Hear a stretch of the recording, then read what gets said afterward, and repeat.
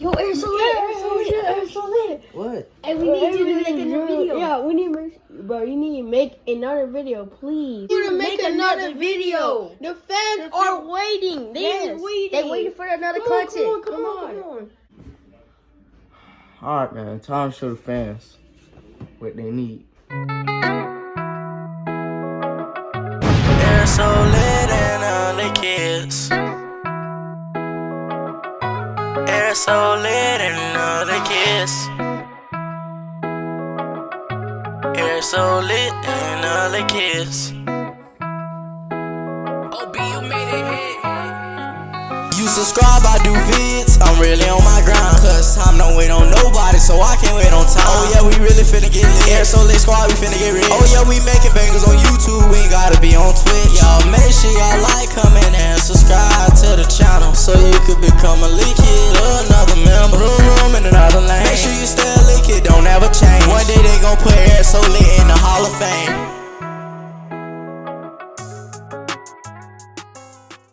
What's up, guys? It's your boy, So Lit, and I'm back again with another banger. Today, man, I'm finna be right into scary animation, man. I'm sorry, bro. Hey, I hope I don't have a nightmare tonight, bro. Somebody help! Hey, let's get into it. All right, guys. So let's get this video started, man. I hope I don't have no nightmares tonight, bro. Let's go ahead. Snapchat horror story. This all happened a few months ago when I met Veronica at a mutual friend's house party. We hit it off immediately. You ain't got no business, no house party, boy. Too grown for all that. As a beer pong team. So she gave me her Snapchat and we spent the next week exchanging videos. At first, it was casual, mostly memes and just videos of whatever we were doing at the time with goofy filters over it.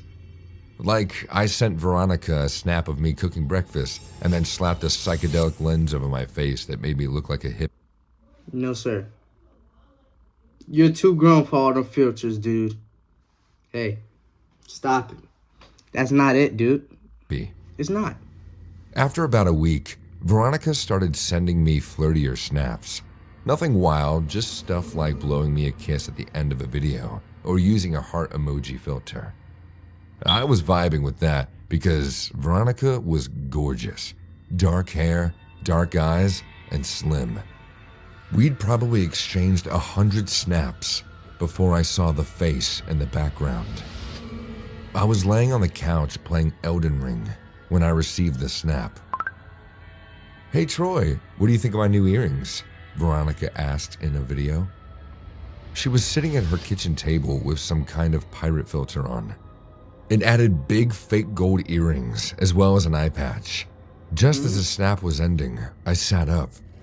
There was something in the background of the video in a shadowy way at the end of the kitchen. The snap was gone before I had a chance to think to screenshot it. It was hard for me to tell exactly what it was in the background due to the bad lighting and the filter, but it looked like a face on the wall. The face was ugly, old, but hard to make out in detail because it was dark. It was a man, completely bald, with thick, hard features and eyes that seemed... Bro, what y'all think this is? What y'all think this is, bro? Hey, comment down below what y'all think that is, bro. Look right through you. His mouth was clenched shut. I thought there might even have been a red streak on his chin. I decided to snap Veronica back ASAP. "Hey, did you recently install a creepy portrait in your kitchen?" I asked. Creepy dude was mean mugging me in your snap. I added an LOL filter and sent the message. Veronica got back to me immediately. "Not sure what you're talking about, dudeski," she said while shooting a quick video tour of her kitchen. "You're weird, but luckily you're cute." I felt the blood go cold in my veins. Veronica's snap showed me the wall where I thought I'd seen the portrait of the man, but instead of a painting, there was a window. Hey, I'm being serious now, okay? I snapped back. I think a man might have been looking in through your kitchen window. Veronica looked nervous and a little angry in her reply. She didn't bother using any filters. Troy, if you're messing with me, that's not okay. Don't try to scare me. This latest video had Veronica walking around in her living room. All of her curtains were open, and I could see the night sky clearly around her house. I also noticed a shadow outside in her yard. This time, I was fast enough to screenshot the end of the video, and I sent it back to Veronica. She sent me back a chat instead of a video. Okay, I'm freaking out now a little. She wrote, "Can you come over?" For so far, she got a stalker. And I'm just calling it how it is. But if I would have seen all straight like that, boy. I've been hoping for an invitation for a while, but not like this. Before I could reply, I got a notification that she sent over a video. I opened it to see her clearly panicked Veronica rushing down her hallway. "Troy, I saw somebody outside. They limped between the willow tree out front and went around the side of the house. I'm not sure, but there might have been 2 shadows out there." I chatted her back. "Hey, here's my FaceTime. Give me a call and I'll stay online with you." She called a few moments later from her bedroom. The lights were out and I could see from the screen's glow that Veronica was crying. "There's someone outside my room," she whispered. "I heard them trying to open the window. Troy, please, please, I'm so scared." Okay. Troy, better get over there to save your woman, boy. Hey. Woo. Well, I would have put a blicky on him. Just hold tight. I'm going to... Better hurry up, boy. Someone was pounding on Veronica's front door, hitting it hard enough to rattle the window all the way in her bedroom. I heard screaming or shouting. It was muffled and impossible to tell what they were saying. After a moment, the knocking stopped and there was silence. Then Veronica screamed. Before I could ask what was wrong, she swiveled her camera to point out of her bedroom window. A man was...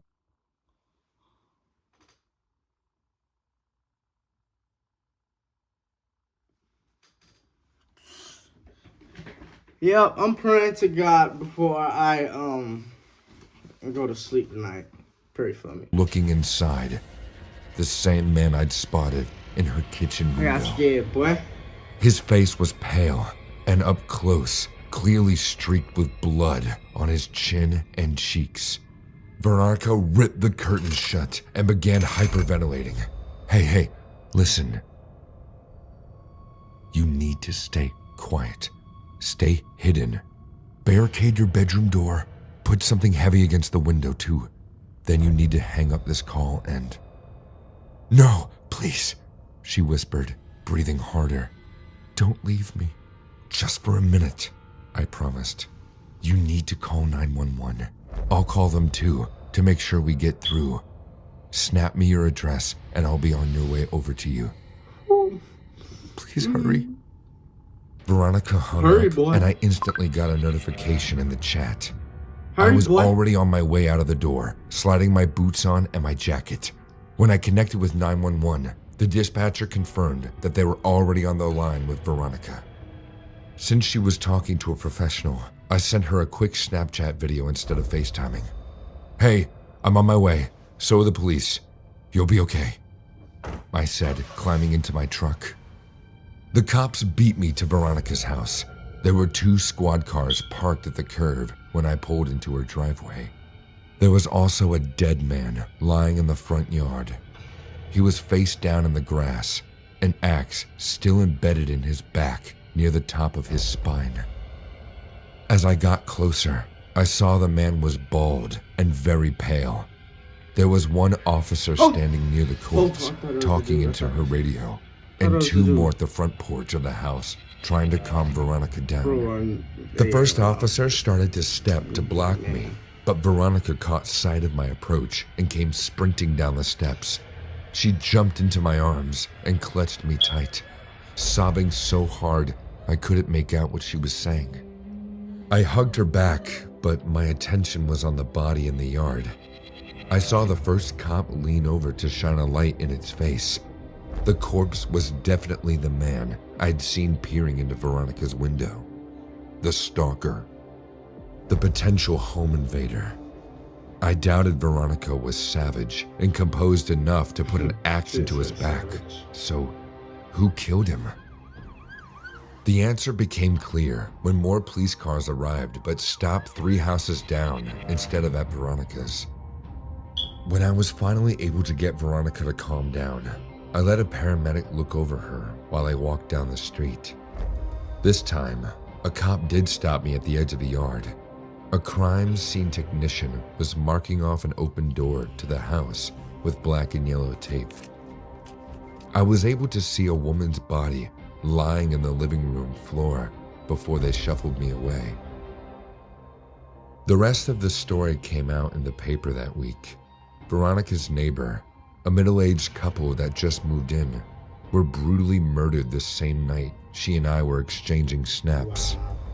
The wife died at the scene, but the husband was able to flee and most likely made his way next door to ask for help. Only that family was on vacation, so he moved to Veronica's house, creeping in the yard in case the killer was in pursuit, which he was.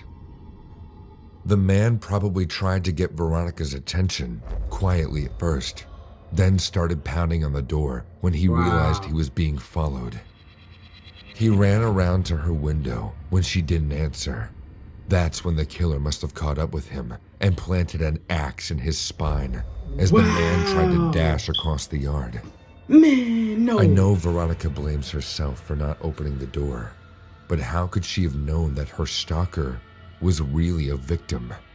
Besides, all that might have changed was the police finding 3 bodies instead of 2. Wow. Wow. Wow.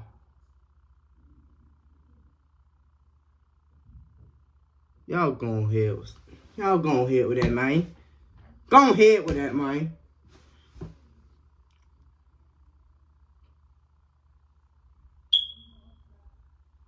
Let's get into the other one, bro. The other one?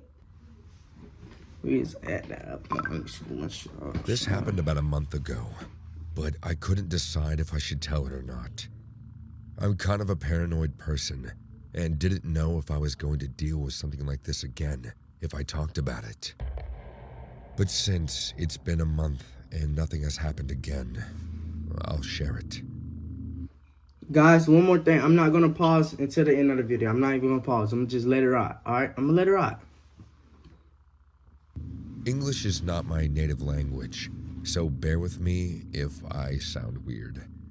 I'm a 22-year-old girl from Bulgaria, studying art in another town. I was back home at my parents' house for Christmas vacation. And this happened a little after New Year's. My parents' house is in a tiny village near a big town where I grew up.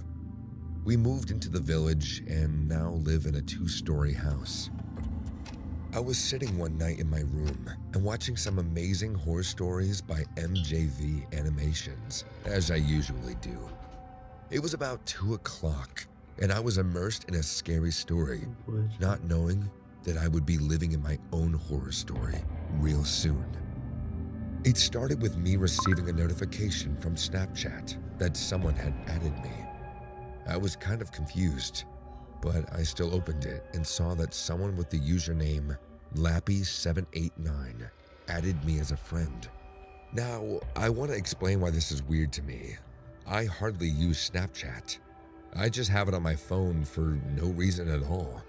None of my friends used it since Instagram got the story thing, and we all started to use that instead. I have very few friends on Snapchat, and none of them active on it, so I didn't think that it was someone I knew. And I don't even have my location on it, or Bitmoji, or whatever it's called, that I can give away my location or username to people nearby. I don't even know what that thing does, because as I said, I haven't been using Snapchat in a while. I also didn't have my username mentioned anywhere on my social media. Out of curiosity, I added Lappy789 and opened their profile to see if they had a picture or something that I could tell more about this person. There was nothing except their Snapchat score, which was about 7. I set my phone on the desk and started to rewind the video and listening to the parts that I missed while I was distracted by the phone.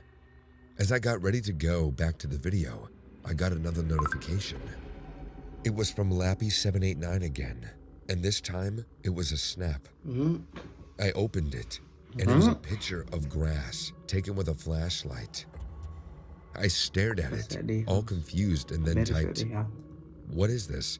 Who are you?" Lappy789 received it, then read it, but didn't respond. At this point, I started to ask all of my friends if it was one of them, or if they had given my username to someone, but they all said no. A few seconds later, another snap came, and now it was a picture of what looked like a red tile. Curiosity took over me, and once again I texted, "This isn't funny. Who the hell are you?" Lappy789 saw my message, but didn't respond. The third snap came, and I was prepared to start screenshotting to show my boyfriend. It was a picture of what looked like a little doorknob, but I couldn't see anything more clearly. I failed to screenshot it at first, so I had to replay the snap. When I was finally done, I went back to the third snap to take a closer look this time. Drops of sweat appeared on my forehead as I realized this doorknob belonged to our backyard gazebo. At this point, I'm slowly grasping that this person is Snapchatting me from my backyard. And by the way, it's not so easy for someone to access our backyard, as we have a tall fence. You would have to take your time and scout the place around to find a possible way to climb the fence.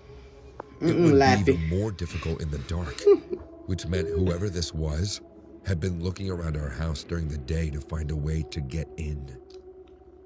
I was utterly horrified, and I didn't know what to do for a few moments. Then, I stood up from my desk and ran to turn off all the lights. Why did you get out of the room? As my room got dark, I peeked through my window I ain't gonna say it on him, to but see y'all the know what backyard. kind of people that be. It was very cloudy Y'all and a know. dark night, so I couldn't 'Cause see me. anything. The fourth snap came, and like last time, I was ready to take a screenshot of it to my boyfriend, who hadn't yet seen my messages. When I opened the snap, I screamed in terror. It was a zoomed-in snap of my window shade, no! the one that he could see me gazing out of. I ran out of my room, not knowing what to do. For some strange reason, I didn't want to wake up my dad and tell him what was going on. My mom was sleeping downstairs on the couch, and I was upstairs. I tried to figure out how to open the super loud and screechy door to our terrace without waking up my parents. Even if I was scared, I still wanted to find the intruder who was pulling off this freaky prank to me. I battled with the door for about 30 seconds, but I managed to open it quietly and carefully stepped outside to look. I still didn't see anyone. I looked. Why would you and step I looked, outside? trying to stay low as I could so that the snapper wouldn't see me. But I couldn't see anyone lurking in the backyard. I was coming down from the terrace when I received another snap from Lappy789. As I opened it, the blood in my veins ran cold. It was a picture of my mom sleeping on the couch, taken from inside the house. This Oh, nah, boy. This is too scary. Hey, I can't deal with this. Come on now, man. was now inside my house. As shocked and terrified as I was, I rushed downstairs in complete panic. Dad, there's someone inside our house. Dad, call the cops. As I came downstairs, screaming frantically, my mom woke up and she saw our main door was wide open. It seemed like we forgot to lock the main door that night, and my mom passed out on the couch without knowing the door was unlocked. My dad came out of the room, and I told him everything while showing the snaps. My mom and I were both hyperventilating at this point. My dad called the cops and went out, taking his gun to scavenge the area. Yeah. After checking everywhere, my dad came back inside and said that he didn't find anyone. The cops came, and they too inquired our neighbors and us about the whole incident, but no lead took place on the matter. I could hardly sleep that night. Every 5 seconds, I kept checking for new snaps from this unknown account, but Lappy789 was gone. I would have been relieved if Lappy789 stayed gone, but unfortunately, he didn't. When I woke up, I found a creepy text from the same account. It read, "Had a nice time watching you sleep. Can't wait to see you soon. Goodbye." I immediately blocked the account. I've texted and called all my friends, begged them to confess if it was one of them, but they all said it wasn't them. I told my boyfriend what happened. He asked everyone he knew, but still nothing. We tried to find the account, but we soon found out that he had deactivated it. There was no one with the name Lappy789 anymore. I had deleted Snapchat and didn't think I'd ever use it again. The next day, I went outside to look around to see if the creep left something behind, and I saw footprints on a little muddy patch. My dad doesn't seem to believe it was the intruder's footprints, saying it was probably one of us, but I'm pretty sure they weren't ours. To this day, I still don't know who it was. I've asked everyone I know, but nothing has ever come out of it. I still wonder what their intentions were. Were they trying to scare me? Were they stalking me? Who were they? How did they find me? I wouldn't know. I just hope I never have to deal with them again. Oh no. Oh no. I can't deal with it. I'ma catch Lappy myself. That's what I'ma do. Alright guys, so that is the end of the video, bro. Hey, I hope I don't have a nightmare tonight, bro. Man, let me stop playing with my let me stop playing with myself like I ain't some kind of big channel or something. Let me stop playing with myself like that. But yeah, man, hey, I hope y'all guys enjoyed this video, man. So if y'all want more bangers like this, make sure you guys like, comment, and subscribe, and turn on post notification bell so you can tell when I do my next bang. You earn my respect. I love you guys, and I'm out.